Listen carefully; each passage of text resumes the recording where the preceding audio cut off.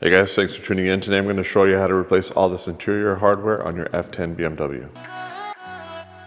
So if you've been following along, you'll know that this car is being restored at the moment. The paint is being refreshed, but the interior is still let down. So we're going to go inside and show you what's up with it. So here's an example of what we're dealing with. Gummed up door handle. The trim on the steering wheel is completely peeled away. The rubber on the cruise control knob has disappeared. The radial controls wore out. This trim is bubbling. The chrome plating on the shifter is delaminating. The iDrive knob is peeling. The park brake button is peeling. The ashtray broke. This trim here is bubbling. The handles in the back are sticky, but the handles in the front are a lot worse. So I have this piece here, which is in pretty good shape besides these two buttons here. So I'm just gonna opt to swap this whole panel in and then see how it works out. I'm gonna replace these buttons here.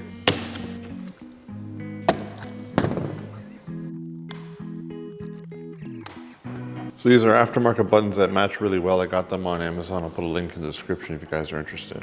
So coming in over here, using a trim tool,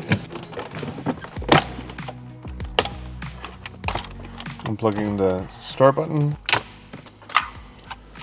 That was pretty much identical to an E90. You have these two clips behind. This clips into the trim. That's your start button there. Over here, we have two T20s. Let's pull that out. This is a cam lock. Before I put this in place, I'm going to remove this trim because it's got to come out anyway. So over here, this trim piece just pops out. In this corner right here is a T20. Removing that allows you to lift up on the entire piece. So continuing along here, more T20s for this shifter trim.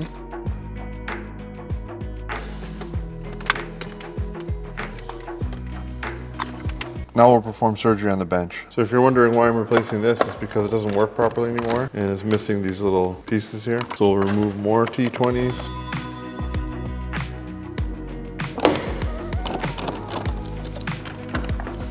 So this piece just rotates down and out of the way.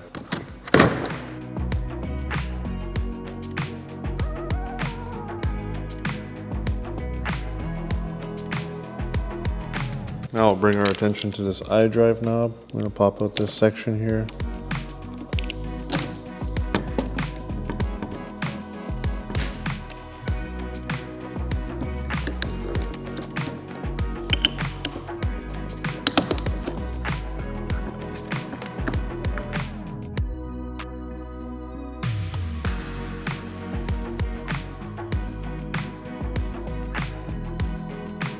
I'm gonna go snap that back on the car.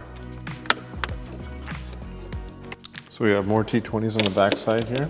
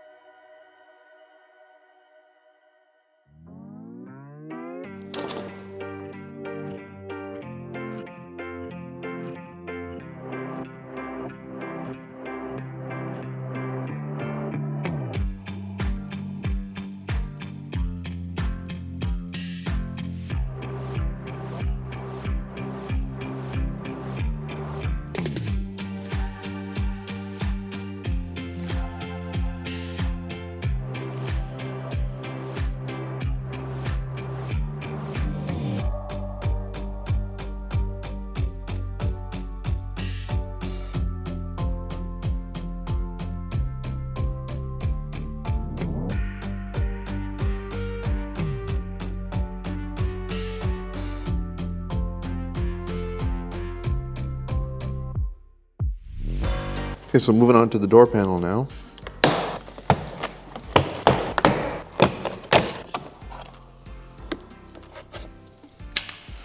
There's this one metal clip that'll actually just probably either stay in the door panel or you have to push really hard on this to get it to clear. This other end just kind of notches in at the end. All right, got some T30s in here.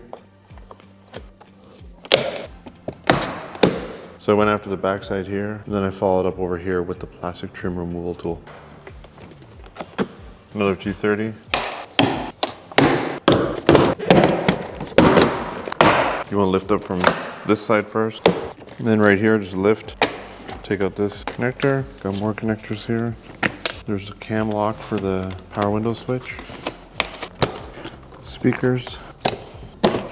keep an eye out for these little foam isolators. They can help with rattles after. I didn't break any clips because I pulled evenly. You could probably just leave everything hanging and go after the handle if you don't want to undo all those clips.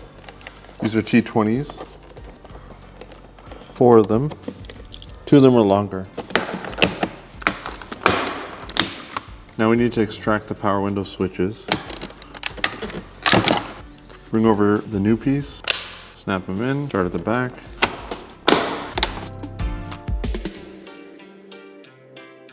These 2 are long and these 2 are short.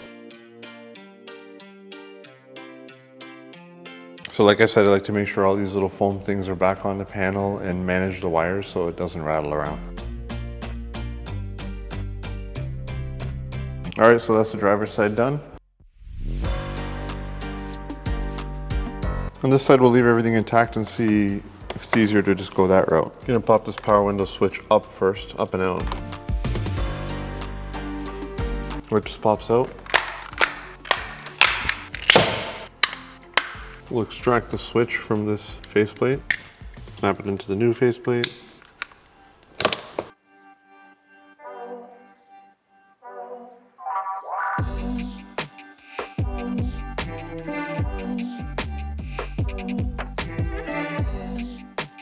The rear is going to be pretty much identical except there's no screws behind this trim. This car has sunshades, so we'll see how much that makes a difference. I have these on my A90, so I'm familiar with how they come off.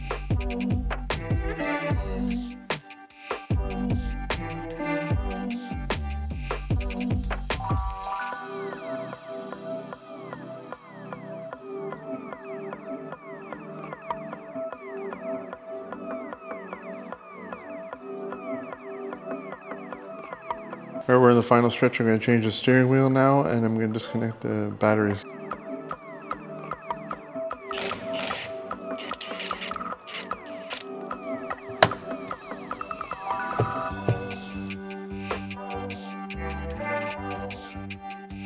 Okay, here's the final look. Now the steering wheel looks great, low wear. I repaired the rear sunshade.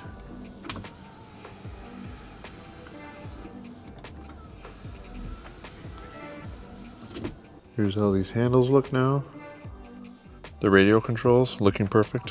So now you can say this interior is pretty much perfect, pretty flawless at this point, especially considering the mileage. All right guys, that'll conclude this video showing you how to replace interior bits that would wear on your F10 BMW.